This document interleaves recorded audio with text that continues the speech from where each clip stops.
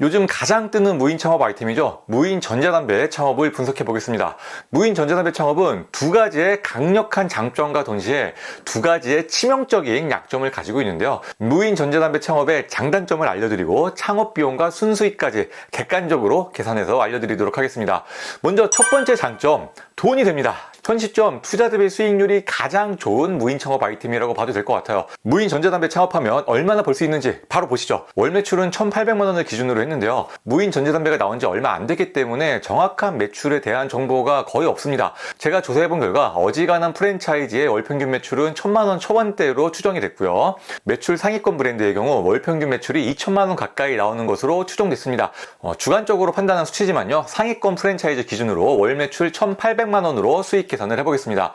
재료비는 매출의 50% 정도 나옵니다. 전자담배 기기랑 액상, 일회용 전자담배 등이 포함된 재료비고요. 다음으로 인건비는 없고 임대료는 300만 원으로 잡았습니다. 무인 전자담배는 유흥상권에서도 가장 좋은 자리를 선점해야 하기 때문에 임대료 비중이 높은 편입니다. 월세가 500만 원 넘는 매장도 많아요. 그리고 나머지 항목들은 무난하게 놓고 계산해보면 순수익 422만 원이 예상됩니다.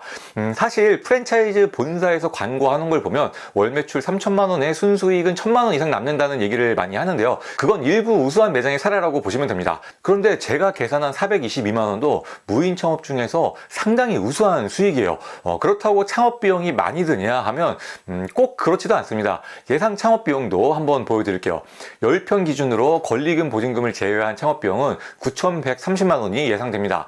자판기 세대가 3천만 원 정도 하고요. 인테리어도 좀 삐까뻔쩍하게 들어가야 하기 때문에 시설 인테리어 비용이 다소 비싼 편입니다. 그런데 무인 전자담배는 앞서 말씀드린 것처럼 유흥상권에서도 가장 좋은 자리를 선점해야 돼요.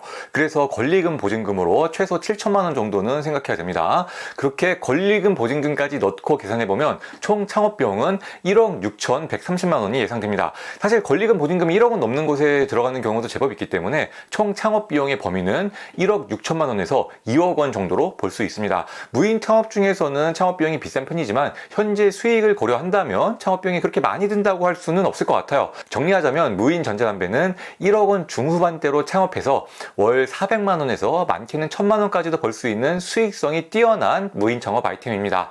이어서 두 번째 장점, 운영이 쉽습니다. 무인 매장은 다 운영이 쉬울 거라고 생각하실 수도 있는데요. 무인 매장 중에서도 운영이 쉬운 아이템이 있고 어려운 아이템도 있습니다. 무인 전자담배는 운영이 가장 쉬운 편이에요. 재고 관리도 쉽고 청소할 것도 별로 없기 때문에 일주일에 한두 번 정도 방문해서 간단하게 관리를 해주면 충분합니다. 이렇게 두 가지 장점을 보면 굉장히 좋은 아이템이죠. 적게 일하고 많이 벌 수 있는 거의 꿈의 아이템이에요.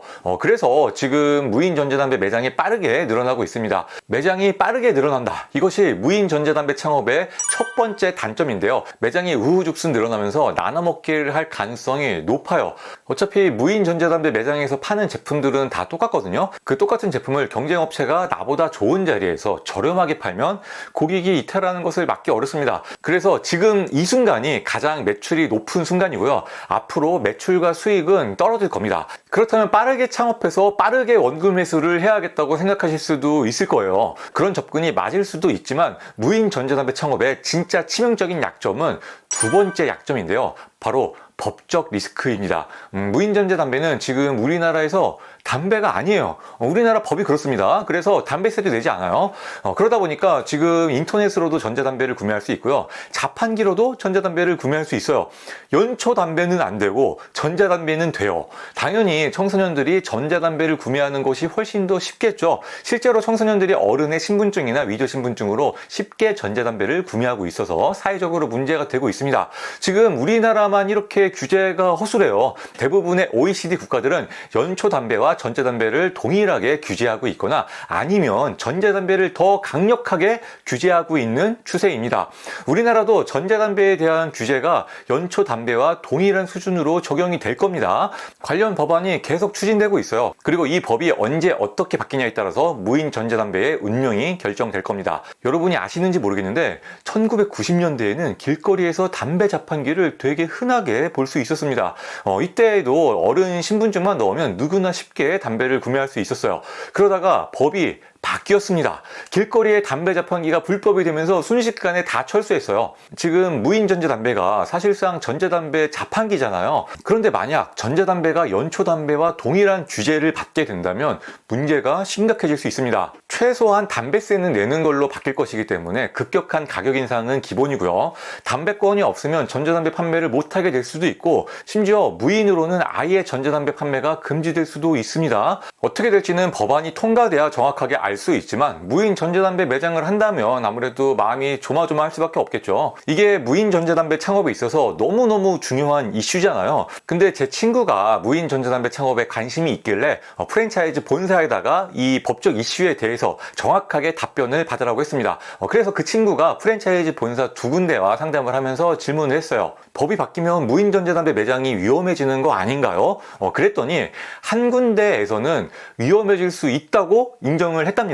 물론 큰일 나는 거다, 망하는 거다 이렇게 인정한 것은 아니고요.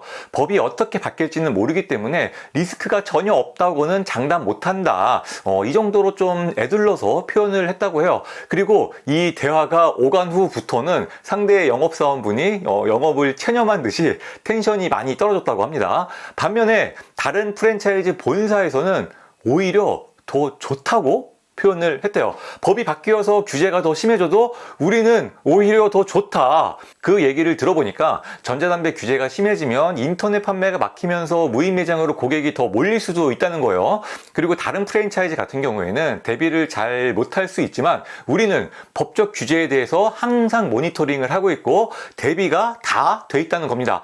정확하게 어떤 대비를 하고 있는지에 대해서는 얘기를 해주지 않았는데요. 아마도 규제를 피해가기 위한 제품을 준비하는 것이 아닐까 예상해 봅니다. 어쨌든 본사가 다 알아서 대응을 해줄 테니까 아무 걱정 마시고 본사만 믿고 창업하면 된다라고 자신 있게 얘기를 하시더래요.